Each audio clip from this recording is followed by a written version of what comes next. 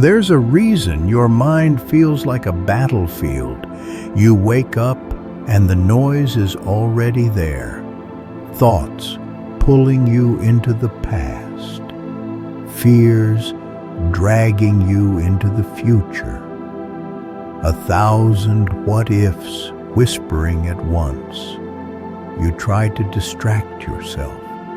Scroll a little more. Work a little harder.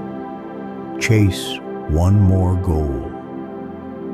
But the quiet never really lasts, does it?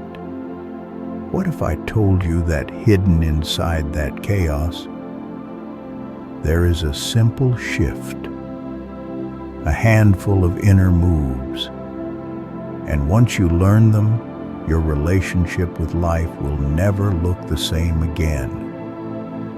Not because the world becomes calm, but because you do. Stay with me until the end, because somewhere in this story, there is one truth you've been running away from for years. And the moment you finally face it is the moment peace stops being a theory and starts becoming your default state. Imagine this. You're standing in a crowded marketplace, voices everywhere, people shouting, vendors calling. It doesn't say, "I'm fine," when you're clearly not. It says, "Yes, this hurts. Yes, this is difficult. And still, there is light in this room I didn't see before. A warm drink between your hands. A friend who answered the phone. A body that, despite fatigue, keeps carrying you. The sky changing colors outside your window. If you train your mind to see only lack, your life will feel like a desert. If you train your mind to notice small blessings, your life becomes a field with hidden flowers, still imperfect, but not empty. Try this simple ritual. Before you sleep, whisper 3 things from the day you're glad existed. They don't have to be big. They just have to be real.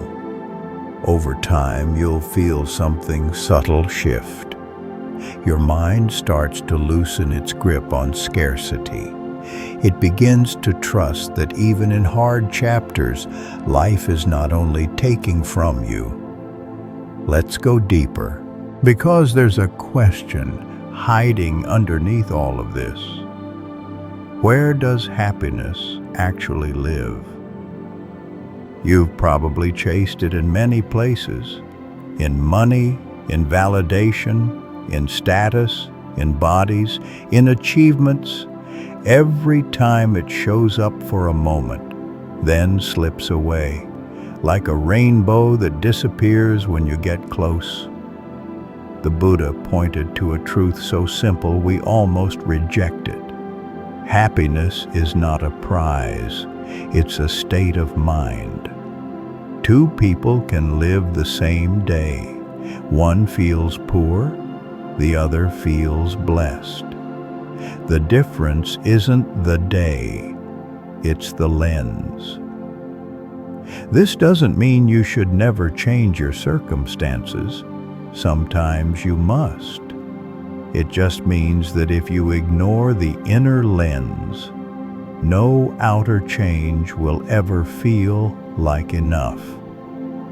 So, here is the uncomfortable secret we've been circling around since the beginning. You have spent years trying to fix the world so you could finally feel peace. But the real work is learning to fix the way you meet the world inside your own mind. Your self-talk, your relationship to change, your balance between action and rest, your capacity for joy, your ability to be present, your habit of gratitude. These are not side quests. They are the main game. And yet there's one more piece we need to talk about. Fear, that quiet dictator, the one that says, don't speak, don't try, don't love too deeply, don't change. You'll embarrass yourself, you'll lose, you'll get hurt. Fear wears many names: anxiety, overthinking, perfectionism.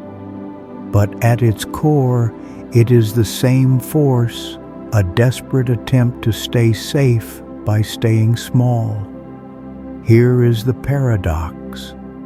The more you obey fear, the more dangerous the world feels. Every avoided conversation, every dream postponed, every truth swallowed, teaches your nervous system one lesson: I can't handle life. Buddhist wisdom doesn't promise a life without fear. It invites you to walk with fear, one brave step at a time. Courage is not the absence of trembling. It is the quiet choice to move even as you tremble. The first time you speak up, the first time you say no, the first time you say yes to something that matters, your voice might shake, your hands might sweat, but on the other side of that moment, you often find something surprising. The monster wasn't as big as your mind made it. Try this question the next time fear grabs your throat. If I wasn't afraid of failing or being judged, what tiny action would I take right now? Then take the smallest possible version of that action. Not next month, now. You are teaching your nervous system a new story. I don't have to wait for fear to vanish. I can carry it and still move.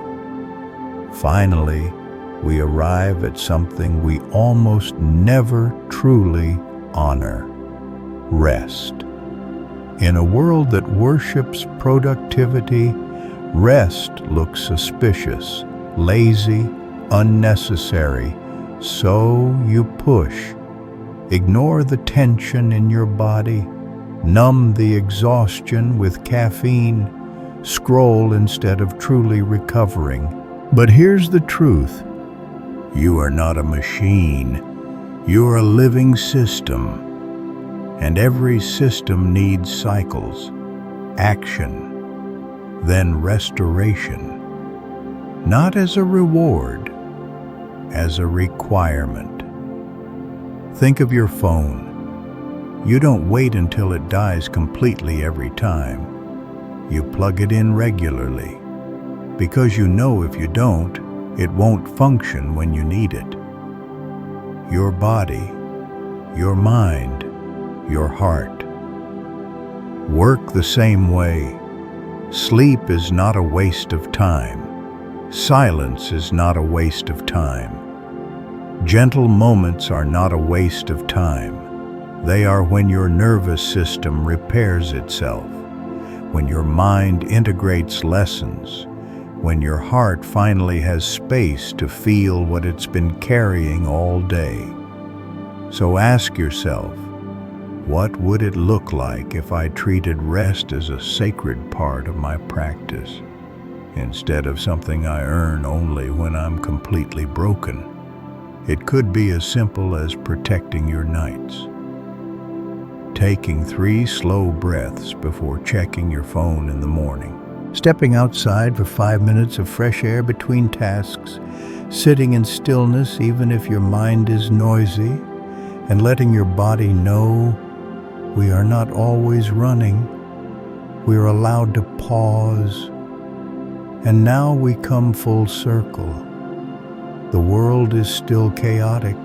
People are still unpredictable. The future is still uncertain. But inside you, something has shifted. You've seen that peace isn't a faraway destination. It is built moment by moment.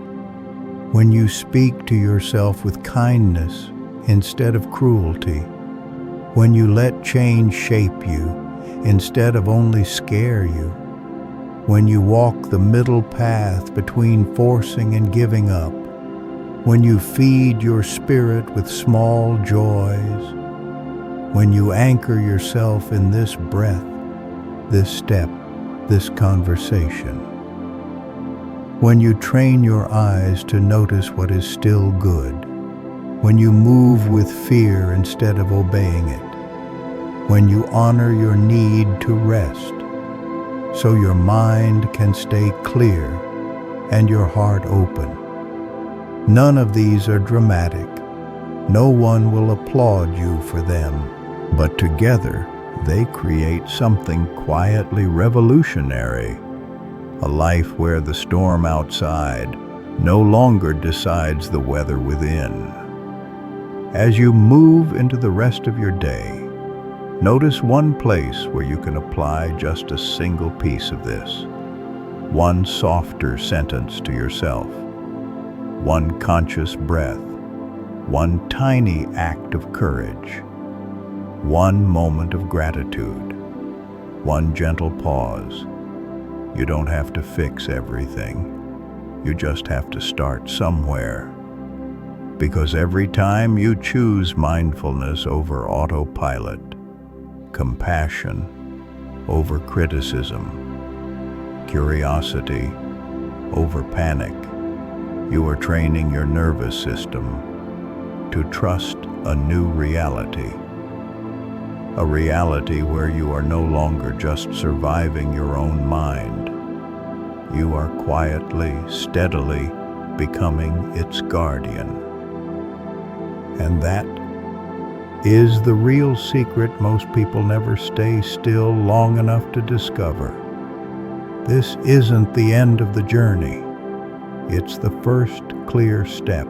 So as you go, hold this thought. If peace can begin inside one breath, what else might be possible?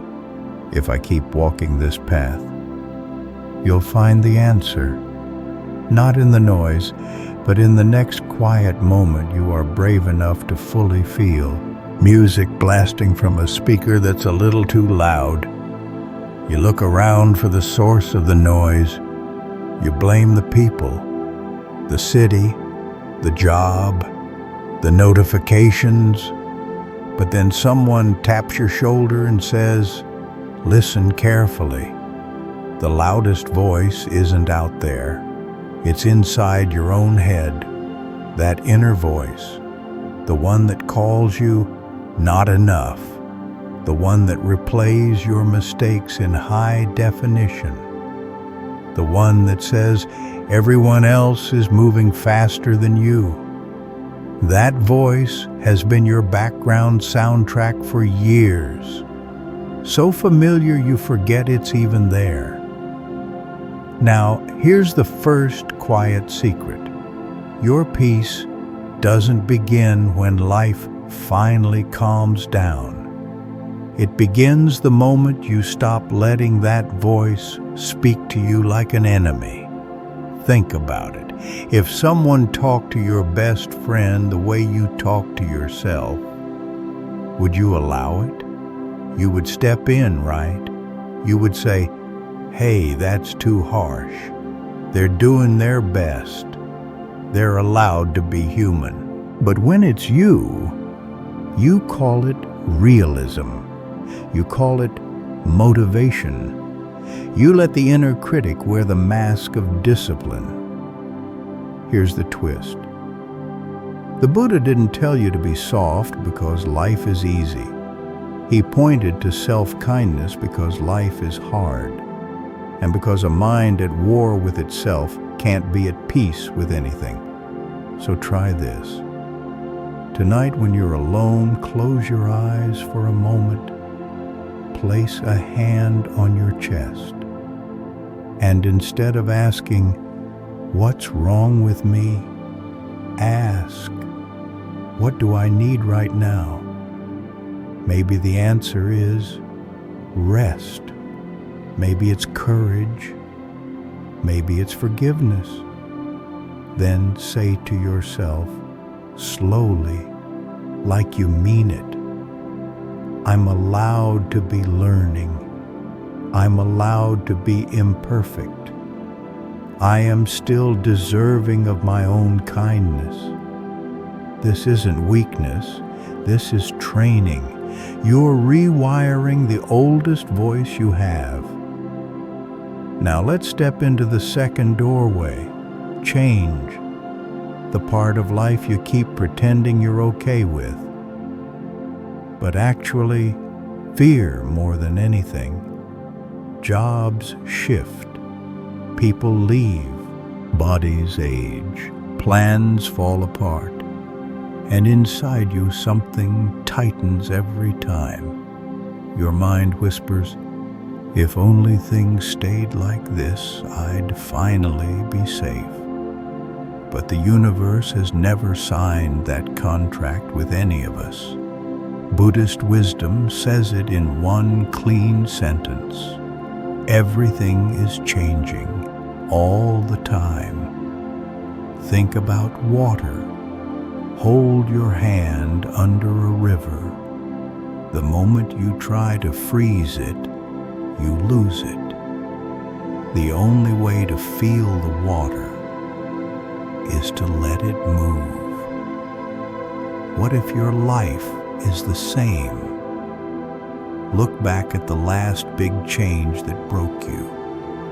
Maybe it was a breakup, a financial collapse, an illness, a betrayal. You didn't choose it. You didn't want it. But if you look closely, didn't it also shape you? Didn't it force you to grow new roots? Didn't it pull out of you a strength you didn't know you had? We often pray for peace, but secretly, we also pray that nothing ever changes. We want calm, as long as it looks exactly how we imagined. Here's the quiet upgrade. Real peace is not the absence of change. It's the ability to move with it, to be like a tree in the wind, not rigid, not collapsing, just bending. The next time life shifts under your feet, try this mindset. Instead of asking, why is this happening to me? Ask, what is this trying to grow in me? Patience, humility, courage, clarity. You don't have to like the storm, but you can decide not to waste it. And that brings us to something we almost never talk about honestly. Ambition, goals, success. You're told to dream bigger, push harder, never rest. And yet, if you're honest, some of your darkest seasons came not from failure, but from chasing success so aggressively that you forgot how to breathe. Burnout is rarely about doing too much. It's about doing too much from the wrong place, from fear, from comparison, from I'll finally be worth something when I reach that point. The Buddha offered a different path, the middle way, not laziness, not obsession. A third space. Imagine walking across a bridge. On one side, the cliff of over-pushing. On the other, the swamp of giving up. The middle isn't boring, it's stable. In practical terms, it looks like this.